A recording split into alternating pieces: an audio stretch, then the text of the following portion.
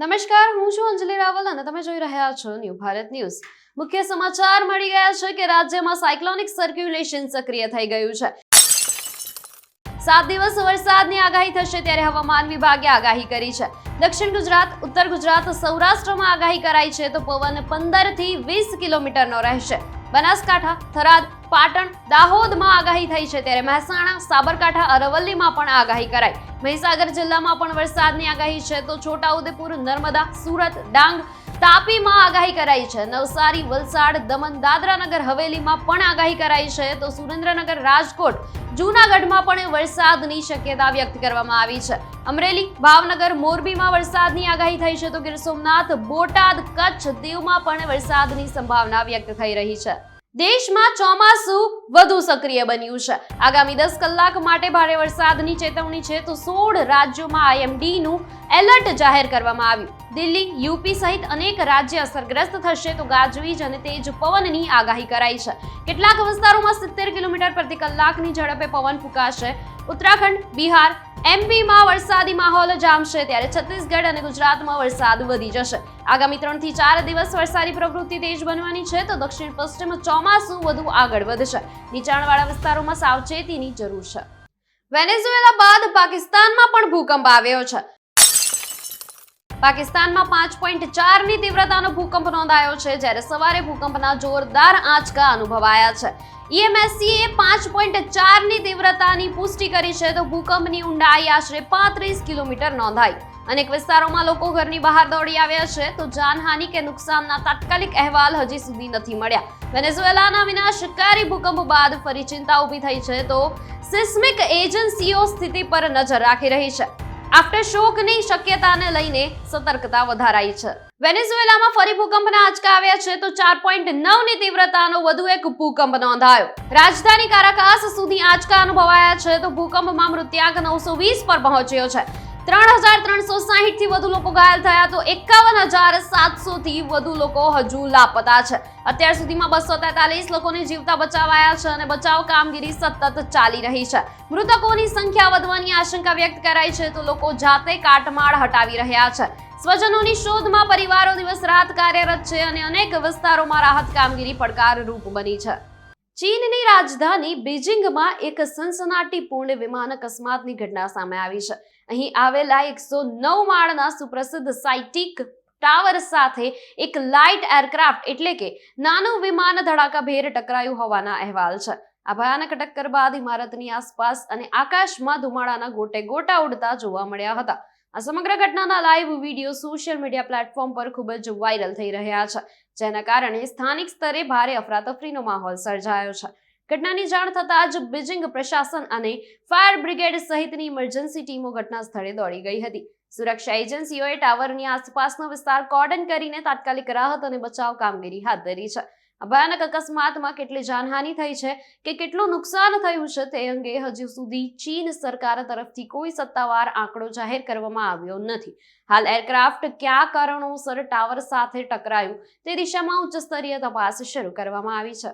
પાકિસ્તાનના પૂર્વ fast bowler Shoaib અખ્તરના ભાઈના જનાઝામાં આતંકી સંગઠન લશ્કરે તૈયબાનો મોસ્ટ વોન્ટેડ આતંકી સામેલ થતા આંતરરાષ્ટ્રીય સ્તરે વિવાદ ઉભો થયો છે. ઇસ્લામાબાદમાં યોજાયેલી આ અંતિમ વિધિમાં લશ્કરનો કુખ્યાત આતંકી મુઝમિલ શાહ ખુલ્લેઆમ ફરતો જોવા મળ્યો હતો. આ જનાઝામાં પાકિસ્તાન નેશનલ એસેમ્બલીના સ્પીકર અયાઝ સાદિક સહિત દેશના અનેક વરિષ્ઠ રાજનેતાઓ અને સેલિબ્રિટીઓ પણ હાજર હતા, જે તમામ આતંકીની સાથે એક જ ફ્રેમમાં કેદ થયા છે. આ ઘટનાનો વિડીયો સોશિયલ મીડિયા પ્લેટફોર્મ પર વાયરલ થતા જ પાકિસ્તાન સરકાર ફરી એકવાર કઠેડામાં આવી ગઈ છે. સત્તાવાર હોદ્દો ધરાવતા સ્પીકર અને મોસ્ટ વોન્ટેડ આતંકીની એક સાથે હાજરીએ પાકિસ્તાન પ્રશાસનની આતંકવાદ પ્રત્યેની બેવડી નીતિ અને મિલીભગતની પોલ ખુલ્લી પાડી દીધી છે. ગુજરાત એન્ટી ટેરરિસ્ટ સ્ક્વોડ એટલે કે ATS દ્વારા અમદાવાદ શહેરમાં એક મોટા ઓપરેશનને અંજામ આપીને નશીલા પદાર્થોની હેરાફેરીનું મોટું નેટવર્ક ઝડપી પાડવામાં આવ્યું છે. ATSની ટીમે નમસ્તે સર્કલ નજીકથી પસાર થતી એક લક્ઝરી બસને આંતરીને તેમાંથી પ્રતિબંધિત ટામાડોલ ડ્રગ્સનો વિશાળ જથ્થો જપ્ત કર્યો છે. આંતરરાષ્ટ્રીય બજારમાં કબજે કરાયેલા આ ડ્રગ્સની અંદાજિત કિંમત 10 કરોડ રૂપિયા હોવાનું સામે આવ્યું છે. ચોક્કસ અને ગુપ્ત હ્યુમન ઇન્ટેલિજન્સ બાતમીના આધારે એટીએસની ટીમે આ દરોડો પાડીને ઘટના સ્થળેથી એક ડ્રગ પેડલરની ધરપકડ કરી લીધી છે. પ્રાથમિક તપાસમાં બહાર આવ્યું છે કે આ પ્રતિબંધિત દવાઓનો જથ્થો અમદાવાદ સહિત રાજ્યના અન્ય ભાગોમાં સપ્લાય કરવાનો હતો. આ નશાનો કારોબાર ક્યાંથી સંચાલિત થઈ રહ્યો હતો અને ડ્રગ્સનો આટલો મોટો જથ્થો ક્યાંથી લાવવામાં આવ્યો તે દિશામાં એટીએસના ઉચ્ચ અધિકારીઓએ કડીઓ મેળવીને સપ્લાય ચેઇન તોડવા માટે આરોપીની સઘન પૂછપરછ અને કાનૂની તપાસના ચક્રો ગતિમાન કર્યા છે. વડોદરા શહેર નજીક આવેલા દશરથ ગામમાં એક 42 વર્ષીય યુવકની હત્યા કરાયેલો મૃતદેહ મળી આવતા સનસનાટી મચી ગઈ છે. ગામના ખેતરમાંથી આ યુવકની લાશ ધાબળો ઢાકેલી હાલતમાં મળી આવી હતી. મૃતક યુવક સમયસર ઘરે પરત ન ફરતા ચિંતાતુર બનેલા પરિવારજનોએ તેની શોધખોળ આદરી હતી, જે દરમિયાન આ ભયાનક ઘટના સામે આવી હતી. આ ચોંકાવનારા બનાવની જાણ થતા પોલીસ કાફલો તાત્કાલિક ઘટના સ્થળે દોડી ગયો હતો અને મૃતદેહને પોસ્ટમોર્ટમ અર્થે ખસેડ્યો હતો. પોલીસે આ મામલે અજાણ્યા શખ્સો વિરુદ્ધ હત્યાનો ગુનો નોંધીને કાનૂની તપાસનો ધમધમાટ શરૂ કર્યો છે. યુવકની હત્યા કયા કારણોસર અને કોણે કરી છે તે દિશામાં પોલીસે જુદી જુદી ટીમો બનાવીને હત્યારાઓની સઘન શોધખોળ હાથ ધરી છે. નોકરી કરતા હતા. મારા પપ્પા ઠેકોને એવા આવતા હતા. મારા પપ્પા નોકરી કરતા હતા એટલે પપ્પાનું ઓપરેશન કરાયું છે એટલે એવા 2 દિવસ હું આવે છે. બરાબર. એવું કહેવાય કે તમને કોઈ ફોન કરીને જાણ કરી હતી? હા, મને કોઈ ફોન કરીને જાણ કરી છે. એવું કીધું કે તું જલ્દી આય, ટીનાબેન કોકે મારી નાખ્યા છે અને માથું બાથું બધું ચીબી નાખ્યું છે અને હું સૂર્ય બોલું છું એટલું કીધું મને. મારા નાના ભાઈનું નામ આવ્યું. એવું છે. પછી એનો ફોન જ કાપી નાખ્યો. સુરત શહેરના ડિંડોલી સુમલ સર્કલ પાસે જૂની અદાવતને લઈને એક યુવક પર જાહેરમાં ચપ્પુથી જીવલેણ હુમલો થવાની સનસનાટીપૂર્ણ ઘટના સામે આવી છે. પ્રાથમિક માહિતી અનુસાર આશરે 5 જેટલા હુમલાખોરો સાથે સામાન્ય બોલાચાલી થયા બાદ એક શખ્સે એકાએક ઉશ્કેરાઈને યુવક પર ચપ્પુ વડે હુમલો કરી દીધો હતો. આ હુમલો એટલો ભયાનક હતો કે યુવકની પીઠમાં અંદાજે 2 ઇંચ સુધી ચપ્પુ ઘૂસી ગયું હતું. ઘટનાના પગલે આસપાસના વિસ્તારમાં ભારે અફરાતફરીનો માહોલ સર્જાયો હતો. ગંભીર રીતે ઇજાગ્રસ્ત થયેલા યુવકને પીઠમાં ખૂંપેલા ચપ્પુ સાથે જ તાત્કાલિક સારવાર અર્થે નજીકની હોસ્પિટલમાં ખસેડવામાં આવ્યો છે, જ્યાં તેની સ્થિતિ નાજુક હોવાનું જાણવા મળી રહ્યું છે. આ ચકચારી બનાવની જાણ થતાં જ ડિંડોલી પોલીસ સ્ટેશનનો કાફલો ઘટના સ્થળે અને હોસ્પિટલ દોડી ગયો હતો. પોલીસે ગુનો નોંધીને ફરાર થઈ ગયેલા તમામ હુમલાખોરોને ઝડપી પાડવા માટે કાયદેસરની કાર્યવાહી અને તપાસ તેજ કરી છે. સુરત શહેરના વસ્તા દેવડી રોડ પરથી એક સાયકલ સાથે લાયસન્સ વાળી બંદૂક અને 6 જીવતા કારતૂસની ચોરી થવાની ચોંકાવનારી ઘટના સામે આવી છે. આ ગંભીર બેદરકારી સામે આવી રહી છે સુરતથી અને ચોરીના કારણે સ્થાનિક પોલીસ પ્રશાસનમાં ભારે દોડધામ મચી ગઈ છે. પ્રાથમિક અહેવાલો મુજબ એક સિક્યોરિટી ગનમેન પોતાની સાયકલ પર હથિયાર લઈને જઈ રહ્યા હતા. તે દરમિયાન રસ્તામાં આવેલા એક મંદિરે દર્શન કરવા રોકાયા હતા. ગનમેને પોતાની સાયકલ મંદિરની બહાર પાર્ક કરી હતી અને તેઓ અંદર દર્શન કરવા ગયા હતા. આ જ સમયનો લાભ ઉઠાવીને અજ્ઞાત ચોરો બંદૂક અને કારતૂસ ભરેલી આખી સાયકલ જ ચોરીને ફરાર થઈ ગયા હતા. ગનમેન જ્યારે દર્શન કરીને પરત ફર્યા ત્યારે સાયકલ સહિત હથિયાર ગાયબ જોઈ તેમના હોશ ઉડી ગયા. ઘટનાની ગંભીરતાને ધ્યાનમાં રાખીને ઉચ્ચ પોલીસ અધિકારીઓનો કાફલો ઘટના સ્થળે પહોંચી ગયો છે અને ચોરોને ઝડપી પાડવા આસપાસના સીસીટીવી કેમેરાના ફૂટેજ ચકાસીને સઘન તપાસ શરૂ કરવામાં આવી છે. વડોદરા શહેરમાં માતાજીના આશીર્વાદ આપવાના અને દોષ નિવારણ કરવાના બહાને એક બ્યુટી પાર્લર સંચાલિકા સાથે મોટી છેતરપિંડી થવાની ચોંકાવનારી ઘટના સામે આવી છે. 3 અજ્ઞાત મહિલાઓએ પાર્લર સંચાલિકાને પોતાની વાતોની ઝાડમાં ફસાવીને તેમની પાસેથી સોનાનું મંગળસૂત્ર અને રોકડ રકમ પડાવી લીધી હતી. શાતિર મહિલાઓ પાર્લરમાંથી 1.5 થી 2 તોલાનું સોનાનું મંગળસૂત્ર અને આશરે 3,500 થી 4,000 રૂપિયાની રોકડ લઈને રફુચક્કર થઈ ગઈ હતી. આ સમગ્ર ઠગાઈની ઘટના પાર્લરની અંદર લગાવેલા સીસીટીવી કેમેરામાં કેદ થઈ ગઈ છે, જેમાં 3 મહિલાઓ શંકાસ્પદ હિલ ચાલ કરતી સ્પષ્ટ જોઈ શકાય છે. ભોગ બનનાર મહિલાએ આ અંગે સ્થાનિક પોલીસ સ્ટેશનમાં સત્તાવાર ફરિયાદ નોંધાવી છે. વાડી પોલીસે સીસીટીવી ફૂટેજના આધારે ગુનો દાખલ કરીને આ અજાણી મહિલાઓને ઝડપી પાડવા માટે જુદી જુદી દિશામાં ચક્રો ગતિમાન કર્યા છે અને લોકોને આવી અજાણી ગેંગથી સતર્ક રહેવા વિનંતી કરી છે. સુરત શહેર પોલીસ કમિશનરની અધ્યક્ષતામાં આજે સંકલન સમિતિની મહત્વની માસિક બેઠકનું આયોજન કરવામાં આવ્યું હતું. આ ઉચ્ચ સ્તરીય બેઠકમાં શહેર અને જિલ્લાના વિવિધ ધારાસભ્યો તેમજ સંસદ સભ્યો ખાસ ઉપસ્થિત રહ્યા હતા, જેમણે લોકહિતના અનેક પડતર પ્રશ્નો ટેબલ પર મૂક્યા હતા. બેઠક દરમિયાન ખાસ કરીને ટ્રાફિક અને ગેરકાયદેસર દબાણોનો મુદ્દો કેન્દ્ર સ્થાને રહ્યો હતો. ચર્ચા દરમિયાન ધારાસભ્ય સંદીપ દેસાઈએ હજીરા રોડ અને ઈચ્છાપોર વિસ્તારમાં દિન પ્રતિદિન વકરતી ટ્રાફિકની જટિલ સમસ્યા અંગે ઉગ્ર રજૂઆત કરી હતી. તેમણે ભારે વાહનોની અનિયંત્રિત અવરજવર અને હાઈવે પર થતા અંધાધૂંધ પાર્કિંગના કારણે સર્જાતા જીવલેણ અકસ્માતોનો મુદ્દો ઉઠાવી કડક કાર્યવાહીની માંગ કરી હતી. આ ઉપરાંત સુરત એપીએમસી માર્કેટની સામે રસ્તા પર ઊભા થયેલા ગેરકાયદેસર દબાણોને તાત્કાલિક અસરથી દૂર કરવા માટે પણ સભ્યોએ આક્રોશ વ્યક્ત કર્યો હતો. પોલીસ કમિશનરે આ તમામ મુદ્દાઓને ગંભીરતાથી લઈ સંબંધિત અધિકારીઓને ત્વરિત એક્શન પ્લાન બનાવવા સૂચના આપી છે.